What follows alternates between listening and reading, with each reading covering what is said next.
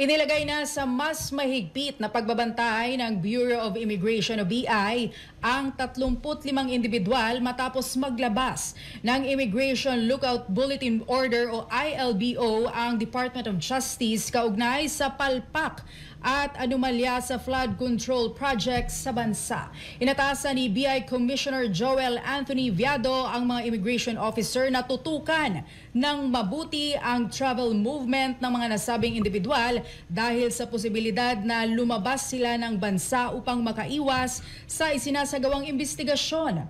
Nilagdaan ang kautusan ni Justice Secretary Jesus Crispin Boying Rimulya at ipinadala sa ahensya kahapon.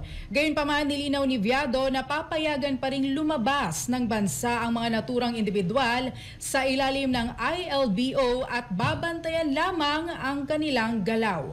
Kabilang sa mga pinangalanan sa bulletin ay ang mga kontratistang sina Alex at Raymond Abelido, Sara Diskaya, Maria Roma Diskaya Rimando, Alan Kirante at iba pa. Una na rin sinabi ng DOJ na wala silang sisinuhin sa ginagawang investigasyon sa mga Ghost Flood Control Project.